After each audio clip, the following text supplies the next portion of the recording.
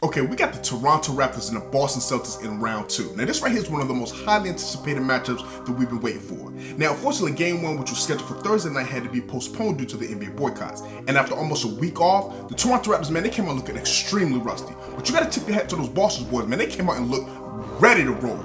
Man, yesterday Boston, they showed exactly what a lot of people's picked to make it out of the East. They held the Raptors to just 94 points, and that's no small feat. What was most impressive of that was that seeing that the Celtics defense was able to hold the Raptors to under 37% from the field and just 25% from 3. Now, the Celtics, they've been an elite defense all season, and they were ranked number 4 during the regular season, but they moved up to the second best defense in the playoffs. And at least for one game, you gotta give Brad Stevenson a lot of credit for winning that coaching battle. This isn't a matchup of just elite players all over the court. Now you do have Jason Tatum versus Siakam, you got Kemba Walker versus Kyle Lowry, Jaylen Brown versus OG, even Marcus Smart versus Fred VanVleet. But this is also a big time coaching battle, and that was on full display yesterday. The coaching move that I love the most that Brad Stevens made was the move that I think that truly won them the game. And that was benching Enes Kanter coming off the bench and inserting Robert Williams as the backup big man. Listen, 10 points, 5 rebounds, 2 blocks, 2 assists, and a steal, that may not sound like a lot, but what Williams was able to provide, which Enes Kanter usually doesn't, that was a legit big with size, and it was also willing to do all the dirty work that you need on the defensive end. It was like when Williams was on the court, the Raptors, you could see that they felt him out there. You could see that they were looking for him, and he was making his presence known whenever he was out there on the floor. So kudos to Brad Stevenson, because I was concerned about how Boston was going to match up with the size advantage that the Raptors had up front, and seeing that move that he made, you definitely got to tip your hat to Brad Stevenson. Now, I got to give Boston their defensive credit, and I can't do that without mentioning their starting center, Daniel Theis. Listen, man, this dude right here, he played like an all-star. 13 points, 15 rebounds, and 2 blocks. That was totally unexpected. Now, 11 of those rebounds, that was in the first half where the Boston Celtics really blew this lead out. And I think that right there was his career high for rebounds for Daniel Theis. Now, he played inspired, and I think he was one of the major factors for why the Boston Celtics actually won this game. But my player of the game has to go to Kemba Walker. He had his first career playoff double-double, and he was a major reason why they won this game. This right here was a big-time game. To win game 1, that was crucial. So in this journey, I'm going to be breaking down the second round matchup, which I think is going to be an absolute thriller. And at the end of this, I'm going to give you my prediction on who I think is going to advance to the Eastern Conference Finals. Let's get into it. Are you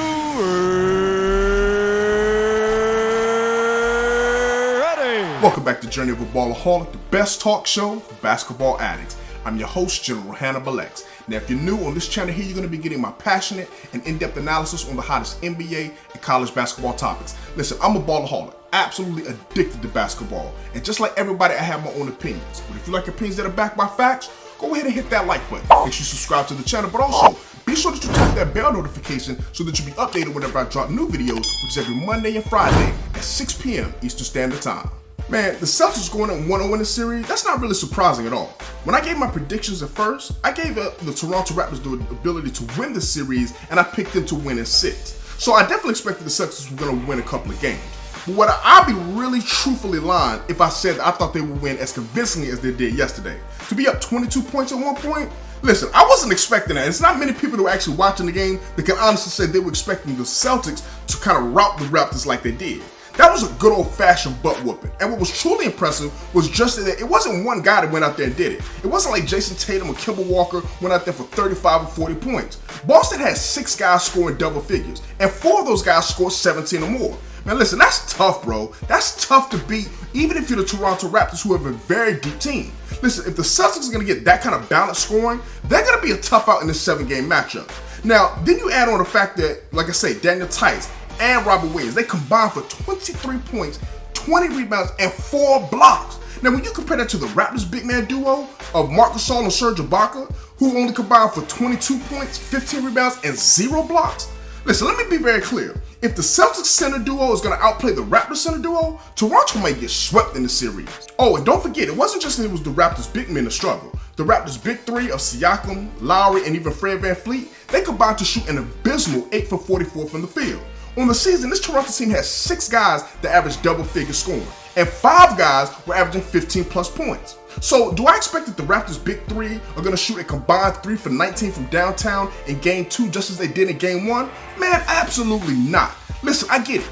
Boston won the game. They played extremely well on both ends of the floor, might I add. And Boston, they won 3 out of 4 over Toronto this season. And the last time that these two teams played in the bubble was a blowout win for the Celtics. However, a lot has changed since then. Most noticeably, Gordon Hayward. He wasn't there in game 1, even though the Boston Celtics were still able to overcome it. I think not having him is going to be a significant guy that they're missing out of that rotation. See, all year, this Raptors team, they come at you in waves, man. I mean, when you got guys like Siakam, OG, Norman Powell, and Rondae Hollis-Jefferson, the Celtics, they're going to need a lot of help, especially on the wing, and I think that's where losing Gordon Hayward could really bite them, specifically as the series goes on. That's where a guy like Marcus Smart truly comes in, and he played amazing in game 1. Listen, Smart was ranked 7th in Defensive Player of the Year, but also was able to produce a 20-point game in game 1. So he's going to be crucial to helping Boston overcome this Toronto Raptors team, especially on defense with his intensity and his versatility to be able to basically guard 1 through the 4 spot. I mean, we saw him matched up against Lowry sometimes, against Siakam, so his versatility is going to be really key for this Boston Celtics defense. They take a lot of pride. This Celtics team takes a lot of pride when it comes to playing defense. They were one of the best, they were the best team in the NBA in transition defense. And that was on full display yesterday as the Raptors only had 7 points on the fast break. Now, if the Raptors, they want to win game 2 and ultimately win this series, it's going to be the defense going to have to get it done. Listen, to do that, they're going to have to play physical defense without fouling, and that's the key. In game 1, they had 3 fouls on Pascal Siakam as well as 3 fouls on Kyle Lowry. And then they had 2 fouls on Ibaka, Gasol, OG, and all of that was all in just the first half alone. You got to be able to get stops, and you got to be able to do it without putting the Celtics on the line, getting free throw attempts, and allowing them to get their defense set up in transition so that you can't run, and also getting that half-court defense set up. I'm going to be honest with you. I think that this series is going to be a battle who can win that transition game. That's going to put a lot of pressure on Boston to be able to protect the ball. See, in game 1, we basically, after that first quarter, I think that's where the Raptors kind of got into their groove of how they wanted to play defense against the Celtics team. And they were able to force the Boston Celtics in a lot of careless turnovers. Now, once again, the Boston Celtics played well, and despite them playing well, they still had 23 turnovers. And a lot of that, and I think the person who's truly at the center of that, was Fred VanVleet. Listen, man, what he lacks in size, he makes it with his quick hands and his high basketball IQ. He has 6 steals in game 1. This is Fred VanVleet, the same VanVleet who was a top 5 guy in steals on the entire NBA season. So his hands and ability to get the Raptors out in the open court, get them running, that's going to be crucial. But you got to be able to capitalize off of those turnovers, and the Raptors in game 1 were unable to do that, so you got to give Boston Celtics credit for that, because even after they turned the ball over, they were able to hustle to get back to make sure that the Raptors weren't able to get any easy baskets. Now, we know that in this series that the experience is going to favor the Toronto Raptors, but they didn't really play like that in game 1, so you got to tip your hat to the Boston Celtics. However, the marquee matchups coming into game 1, I think it's going to be the same ones we're going to be looking at for game 2. In the backcourt, that battle between Kemba and Smart versus Lowry and VanVleet, that's going to be really interesting. You got to say that Kemba and Smart, they clearly won that battle in game 1. Now, the biggest matchup, though, is going to be Pascal Siakam versus Jason Tatum. Siakam's got to play better. You cannot have a 13-point, 3-rebound performance, and I don't think going forward he's going to have as bad of a game as he did in game 1. But that means that Jason Tatum, he's got to be a superstar in the series for Boston to win. In round 1, he became the youngest Boston Celtics to have a 30-10 game in the playoffs. And how he handles that pressure that I think OG and Siakam and even a guy like maybe Rondae Hollis-Jefferson, Norman Powell, these guys are going to bring, and you know the adjustments that are going to come, how he handles that pressure I think is going to be very, very crucial. Now, game 1, he had a solid 21-9, shooting 50% from the field. But the Raptors are coming, man. Nick Nurse and his schemes, they're coming. Please don't forget, in last year's playoffs, we saw the Raptors lose game 1 in the first round to Orlando before they went on to win 4 straight games. We also saw them lose not 1, but the first 2 games to the Milwaukee Bucks in the Eastern Conference Finals, and then went on to win 4 straight games. So I'm expecting that the Toronto Raptors, they're going to have a bounce-back game or 2. The key is going to be for both of these teams, rebounding.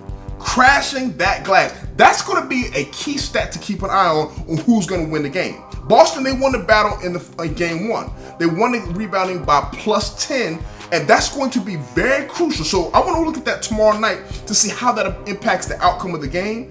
My pick hasn't changed, so I'm still sticking with the Raptors to win in 6. but I want to see Nick Nurse kind of use that depth that he has a little bit more. I mean, the reality was that in game 1, Boston had 8 guys play 19 plus minutes, while the Raptors only had 7 guys that played more than 13 minutes. I want to see more Terrence Davis. The little bit of sample size we got from him, I like what I saw from him. I also want to see more Boucher. Listen, let this guy play. I think he's one of the guys that I consider to be one of the top 5 X factors for the Raptors, and I think he needs to play a little bit more.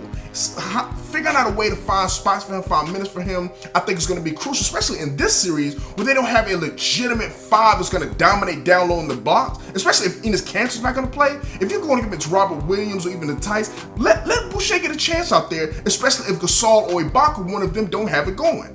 So congrats to Nick Nurse for winning Coach of the Year. It was well deserved. But I'm going to be honest with you, he's got to be better in game 2.